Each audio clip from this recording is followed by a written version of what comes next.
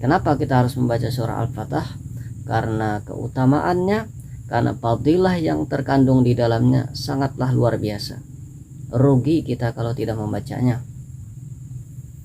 Seperti apa awal ayat itu?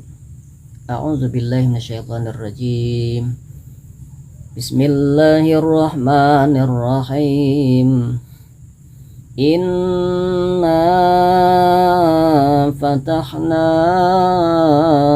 laka fatham mubina.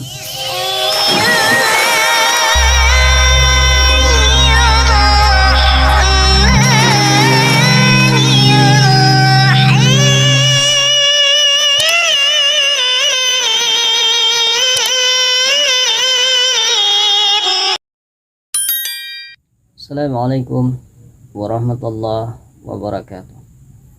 Alhamdulillah, wassalatu wassalamu ala rasulillah wa ala alihi wa sahbihi wa mawala amma ba'd. Selamat datang dan berjumpa lagi di channel Junaidiyah TV. Semoga saudara dan saudaraku sekalian dalam kondisi sehat walafiat, bahagia, dan senantiasa dalam perlindungan Allah Subhanahu wa ta'ala. Amin Allahumma amin.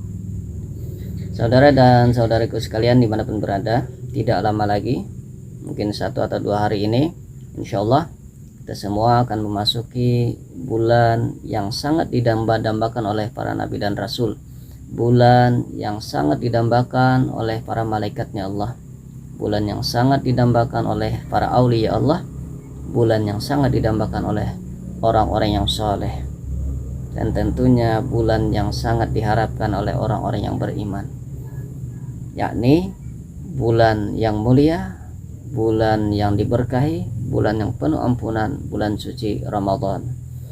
Marhaban ya Ramadan, marhaban syahras siyam, nas'alullaha ar-rahman rahmatan 'ala dawam. Marhaban ya Ramadan, marhaban syahras siyam, nas'alullaha ar-rahman rahmatan 'ala dawam. Nah, jadi di dalam menyambut bulan suci yang penuh dengan keberkahan ini, kita hendaknya meniru daripada akhlaknya salafun sholihin, akhlaknya orang-orang yang soleh, di mana mereka meneladani daripada akhlaknya baginda Rasul Shallallahu Alaihi Wasallam. Apa di antara akhlak perilaku mereka ketika memasuki bulan suci Ramadan? Di antaranya mereka mengumpulkan anggota keluarganya, istri dan anak-anaknya ketika menyambut kedatangan bulan suci Ramadan. Yang pertama, mereka mengajarkan kepada anak istrinya agar mereka menyambutnya dengan kegembiraan, menyambut bulan suci Ramadan sebagaimana menyambut orang yang sangat didamba-dambakan untuk datang ke rumah kita, orang yang sangat kita rindukan, seperti itu. Nah, jadi menyambutnya dengan penuh kegembiraan, bukan menyambutnya dengan hati yang sedih, dengan hati yang kesal. Nah, tidak boleh seperti itu. Nah, karena dengan dasar syarat orang itu gembira menyambut bulan suci Ramadan, itu sudah dapat ampunan oleh Allah Subhanahu wa taala. Itu sudah mendapatkan kegembiraan dari Allah Subhanahu wa taala, yakni akan diampuni dosanya oleh Allah Subhanahu wa taala, akan dihapus dosa-dosanya oleh Allah Subhanahu wa taala. Masya Allah. Nah, setelah itu mereka mengajarkan kepada anak istrinya bahwa mereka harus memasang niat, mereka harus banyak berniat sebelum masuknya bulan suci Ramadan. Yang pertama di antara niatnya adalah mereka akan lebih memperhatikan, akan lebih melaksanakan lagi ibadah-ibadah wajib yang diwajibkan oleh Allah Subhanahu wa taala. Di antaranya sholat misalnya. Mereka akan berniat untuk meningkatkan amaliyah sunat, amal yang sunat, misalnya qiyamul lail, sholat malam, yakni sholat tarawih. Ada yang 11 rakaat dengan witir, silahkan. Ada yang 23 dengan witir, monggo. Ada yang 33 dengan witir, silahkan, tidak masalah. Nah, jadi kita tidak akan membahas masalah khilafiyah itu. Semua tentunya punya dalil masing-masing. Wallahu a'lam. Nah, jadi mereka juga berniat untuk lebih banyak bersedekah dari biasanya. Nah, kalau biasa bersedekah 5.000, nah di bulan suci Ramadan paling tidak 10.000. Biasa 10.000, paling tidak 20.000 dan seterusnya, sesuai kemampuan masing-masing. Nah, jadi mereka memasang niat agar niat-niat tersebut menjadi sebab mereka ditolong oleh Allah Subhanahu wa taala untuk menghidupkan bulan suci Ramadan dengan amal-amal yang soleh. Dan niat yang terakhir, mereka berniat sebagaimana niatnya salafun sholihin, begitulah niat mereka. Nah, jadi sebagaimana niat orang-orang yang soleh zaman dulu, maka kita pun berniat seperti itu ketika memasuki bulan suci Ramadan. Nah, suasana hati harus gembira. Yang kedua, memasang niat-niat yang banyak, dipasang semua. Yang ketiga, yakni berniat sebagaimana niatnya salafun sholihin. Dan yang berikut, alangkah bagusnya kita juga mengamalkan doa yang diajarkan oleh Rasulullah SAW ketika memasuki malam pertama bulan suci Ramadan atau ketika memasuki hari pertama bulan suci Ramadan. Yakni apa doanya? Bismillahirrahmanirrahim.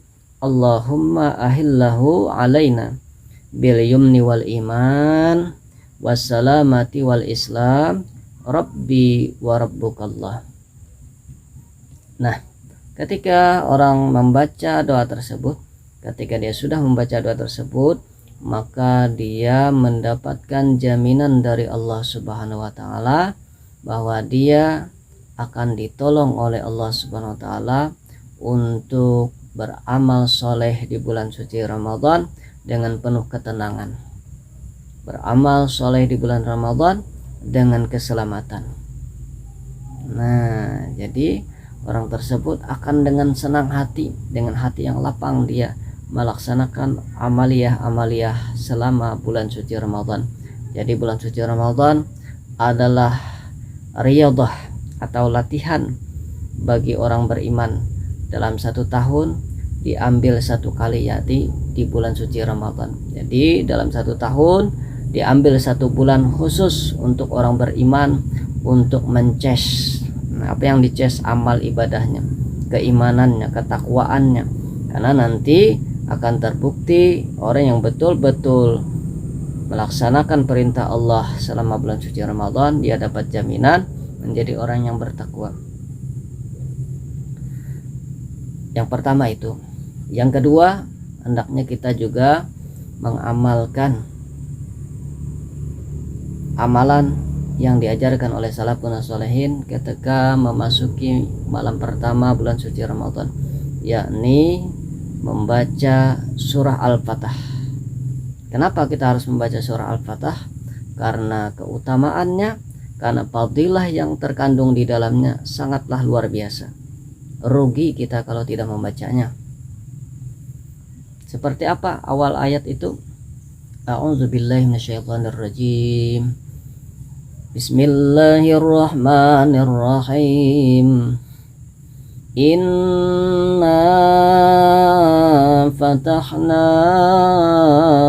laka fatham mubina liyaghfira lakallahu ma taqaddama min dzambika wa ma ta'akhkhar wa yutimma ni'matahu 'alaika wa yahdiyaka shiratan mustaqima wa yansurakallahu nasran aziza ila akhir ayat.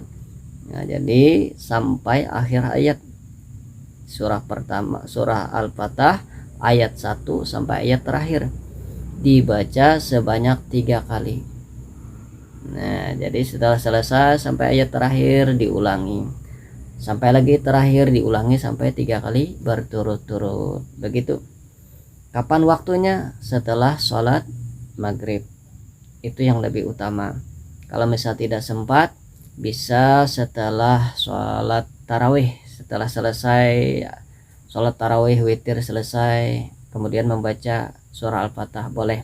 Tetapi yang paling utama adalah setelah sholat maghrib, itu lebih utama. Apa fadilahnya atau keutamaannya yang akan didapatkan orang yang membaca surah Al-Fatah tersebut? Dia akan mendapatkan jaminan dari Allah Subhanahu wa Ta'ala selama 1 tahun. Sejak Ramadan yang akan dia lalui ini sampai Ramadan yang akan datang, 1 tahun jaminan Allah. Dia akan dihindarkan oleh Allah dari segala macam mara bahaya, dari segala bala dan musibah selama 1 tahun, dari Ramadan ini sampai Ramadan yang akan datang. Dan bukan hanya itu, Allah akan melapangkan rezeki yang halal baginya untuk ketaatan kepada Allah. Masya Allah. Demikian luar biasa fadilahnya, keutamaannya. Jadi rugi kita kalau tidak menyempatkan untuk membaca surah ini. Nah demikian yang bisa saya bagikan. Mohon maaf jikalau ada salah dalam penyampaian. Wabil khusus kita mau memasuki bulan suci Ramadan, saya pribadi mewakili keluarga juga memohon ampun, meminta maaf kepada sampeyan berataan jikalau ada sesuatu yang kurang berkenan dari penyampaian dakwah saya di dalam konten Junaidiyah TV ini. Subhanakallahumma wa bihamdik asyhadu an la ilaha illa anta astaghfiruka wa atubu ilaik.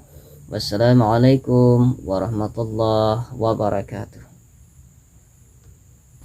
Marhaban ya Ramadan, marhaban syahrul siyam, nas'alullah ar-Rahman rahmatan ala dawam.